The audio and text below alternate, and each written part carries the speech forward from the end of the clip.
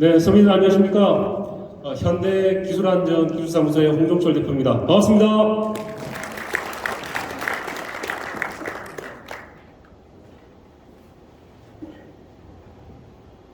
기술사 대회에 제가 여러 번 참석을 했는데요. 이렇게 단상에 나와서 이렇게 대선배님들 앞에서 이렇게 발표를 할 수 있을 날이 올 거라고는 상상하지 못했습니다.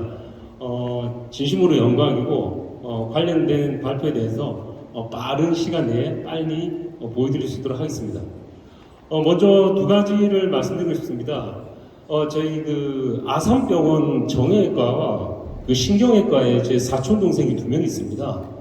근데 사촌 동생이 여기 보니까 기술사 대회 제가 이런 대선배님들 얘기를 했더니 정말 그 나이가 들에 따라서 정말 아프지 않고 건강한 삶을 살 수 있는 방법이 여러 가지가 있는데요. 그 중에 하나가 요새는 스마트폰을 너무 많이 보다 보니까 목에 목 디스크로 많이 힘들어 하시는 분들이 있습니다. 그래서 선배님 목을 잡고 위로 딱 5초만 한번 올려주세요. 하나, 둘, 셋, 넷, 다섯. 예, 다시 한 번 더 내렸다가 하나, 둘, 셋, 넷, 다섯. 예, 좋습니다. 그 정형외과 사촌 동생이 하는 말이 이렇게 하루에 10번만 하면 목 디스크가 전혀 없어진답니다. 그래서 꼭 이 말씀 꼭 지켜주시고요. 두 번째는 목에요, 어깨에 워낙 그 무리가 많이 가다 보니까 대부분 이 스트레스가 많이 가해서 꼭 항상 어깨를 돌려가면서 항상 아침, 점심, 저녁 스트레칭을 항상 해주시면 이 자체 혈류가 계속 돌기 때문에 훨씬 더 건강한 삶을 살 수 있다고 하니까요. 꼭 그 점 잊지 말아 주셨으면 좋겠습니다. 두 번째는 얼마 전에 이런 일이 있었습니다. 제가 도움을 드리는 기술사 공부를 도움을 드리는 건설사의 부장님 계시는데 너무나 서러웠답니다. 그래서 왜 서러우신가요? 그랬더니 감리 단장님께서 아파트 현장에 감리 단장님께서 본인인 공사부장을 찾지 않고 기술사가 있는 대리를 찾는답니다. 그래서 그것 때문에 너무 마음이 속상하다. 그래서 정말 기술사 공부를 해야 되겠다 이런 얘기를 많이 해주셨습니다. 제가 왜 이 말씀 드리냐면 감리단장님께서 그러셨대요. 기술사는 기술사끼리 통하기 때문에 그렇기 때문에 공사부장보다는 나는 기술사가 있는 대리와 함께 소통을 해야 되겠다고 얘기를 하셨다고 합니다. 제가 꼭 저희 여기 대선배님들께서 앞으로도 저희 후배님들 항상 많이 이끌어 주시고 건축, 토목, 안전, 품질 기타 타 영역에서까지 함께 서로 많은 아낌없는 그런 어떤 배려를 해주셨으면 하는 바람입니다. 발표 시작하겠습니다. 예, 저는 건설 현장의 장비재 유형과 사고 저감을 위한 혁신적인 아이디어에 대해서 말씀드리도록 하겠습니다. 저는 원래 설계가 전공입니다. 건축 설계를 전공하고 석사까지 했었는데요. 정리건축이라는 또 대한민국 최고의 설계사무소를 다니다가 조금 늦은 나이에 현대산업개발의 공채로 입사를 합니다. 그 이후로 아파트, 철골, 리모델링 및 이런 다양한 경험을 했었고요. 총 7개 현장에 그 건축팀에서 근무를 하면서 그 외에도 안전팀, 기술팀에서 기술연구소에서도 많은 경험을 했습니다. 한 가지 다른 일이라면 제가 안전팀에서 건설기계 장비 및 가설 분야에서 한 6년간 있었는데요. 한 조직에서 오래 있다 보니까 약 700번이 넘는 그런 점검을 좀 많이 하게 됐습니다. 안전팀에서. 그러다 보니 한 조직에서 많은 경험을 하고 아마 이런 분들이 제가 기술사를 공부하면서 또 하나의 어떤 그 발전이 될 수 있지 않았나 그런 생각이 듭니다. 항상 감사하는 마음으로 최선을 또한 다하고자 하는 그런 마음 잊지 않도록 하겠습니다. 그 법적 개선사항인데요. 지금 제가 보여드리는 사항들이 좀 양이 많습니다. 그래서 좀 빨리 지나갈 수 있도록 하겠습니다. 저희가 그 40대 중반부터 급격하게 노후가 된다고 하는데요. 또 한 번 저희 사촌 동생에서 얘기했습니다. 발끝치기와 손끝치기. 발끝치기하고 손끝치기를 하면 그만큼 뇌에 자극이 되기 때문에 기존에 노화된 어떤 퍼센테이지를 약 50%로 줄일 수가 있다고 합니다. 그래서 항상 일상에서 손끝치기하고 요 발끝치기는 꼭 자주 좀 하셨으면 하는 바람입니다. 재작년에 어마어마한 이슈가 됐습니다. 30년 직장생활 하는데 마감 시간 3초라고 했었습니다. 저도 21년간 작년에 이제 현대산업개발에서 퇴사를 했는데요. 저는 딱 일주일이었습니다. 일주일이 되다 보니 아무에게도 연락이 안 오는구나, 그런 거를 좀 느끼게 됐었는데요.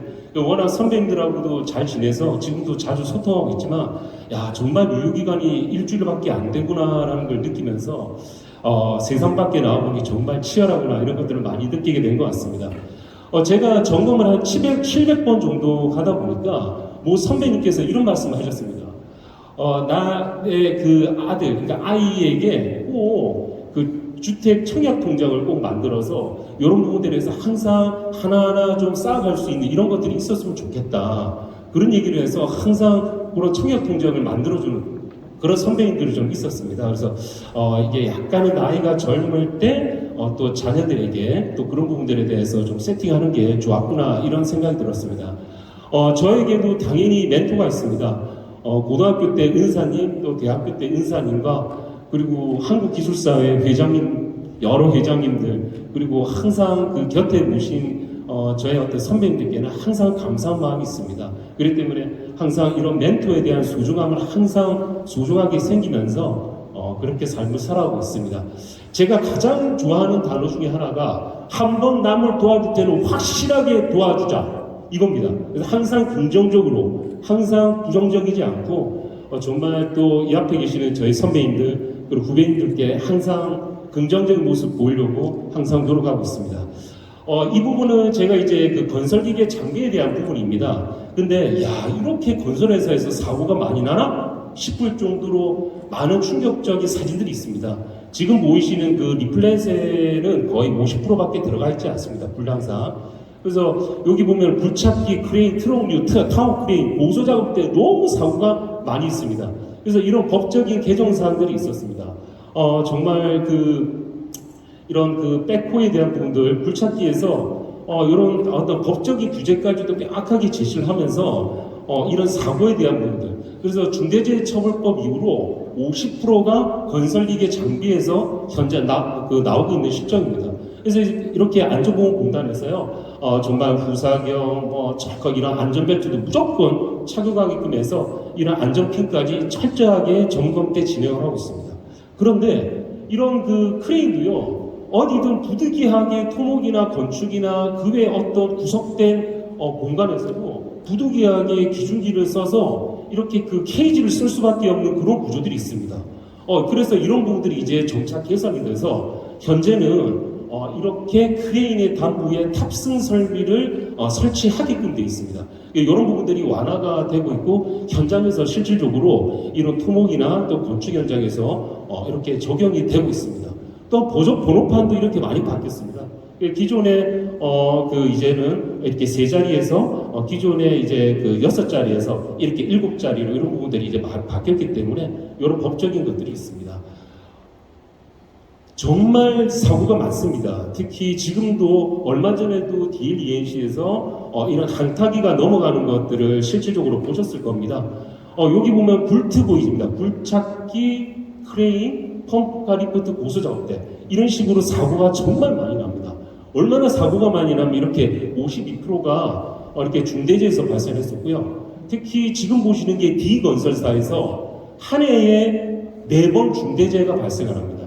지금 보시면 3월, 4월, 8월, 10월 그렇게 해서 장비 분야에서 이렇게 중대재해가 연속으로 이렇게 나타나는 것, 그러니까 도미노 현상처럼 나타나는 것을 보실 수가 있었습니다.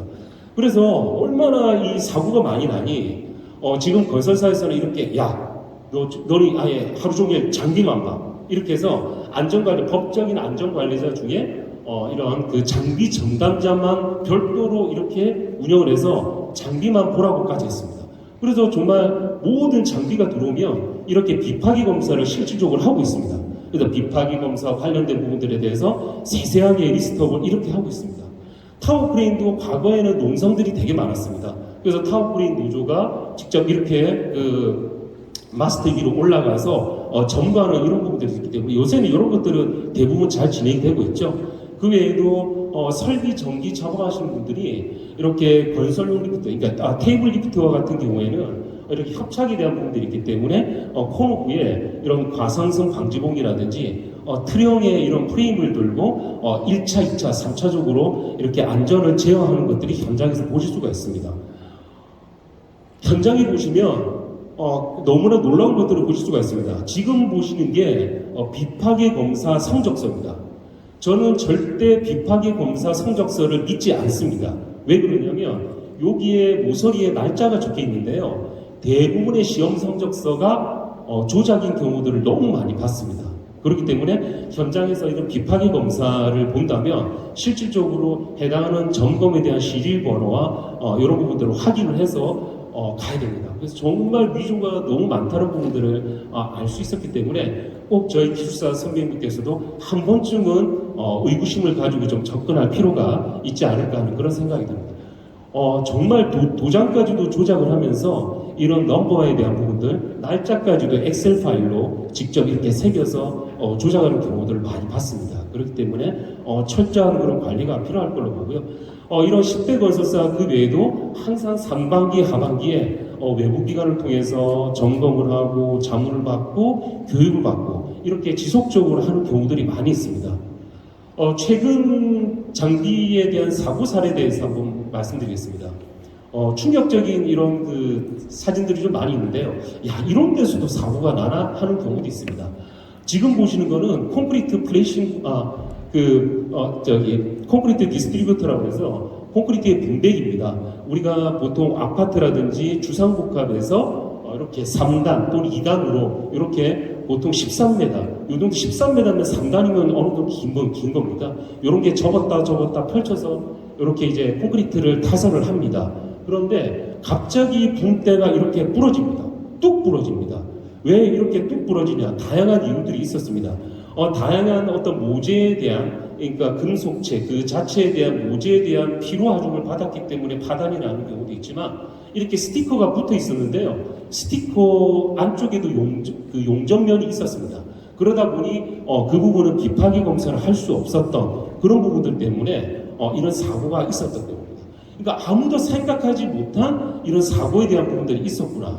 그렇기 때문에 현장에서는 항상 의심을 가지고 이런 부분들은 그 느낌이라는 걸 되게 좀 어느 정도는 기술사로서의 또 다른 촉이라는 게 좀 필요하지 않을까 하는 그런 생각이 듭니다. 2017년도에 한 해에만 타워 크레인 사고가 17건이 있었습니다. 그 이후로 국토부에서 많은 어떤 제재가 있었는데요. 한 번은 이런 사고도 있었습니다. 지금 보시는 타워 크레인이 A형 프레임으로 된 러핑 크레인입니다. 근데 이런 A형 프레임을 설치를 이렇게 하나하나 차분히 진행을 하려고 하다 보는데 여기 작업하시는 분이 보통 위에는 한 4명 정도가 세팅을 합니다. 그런데 갑자기 A 프레임에 핀을 꽂으려고 하다 보니까 그 작업자의 대퇴부를 타격을 합니다. 정말 생각하지도 못한 이런 사고들이 있어서 이런 부분들에 대해서 또 고민을 하고 이런 A 프레임을 양단에서 네 방향에서 로프를 묶어가지고 이렇게 진행을 해야 되겠다. 그래서 이런 부분들도 계속 전파를 하고 공유를 하고 그러면서 좀 더 긴장감을 가지고 그렇게 해결했던 사례들이 있었습니다. 지금 대한민국의 모든 펌프카에는요 현재 사고가 예상될 수 있는 그런 어떤 여지가 있습니다. 지금 보시면 이렇게 T건설사, D건설사 또는 A건설사에서 펌프카가 이렇게 붕대가 파단나는 사고가 있었습니다. 제가 있었던 조직에서도 정말 당황스럽게 이렇게 펌프카 사고가 있었습니다.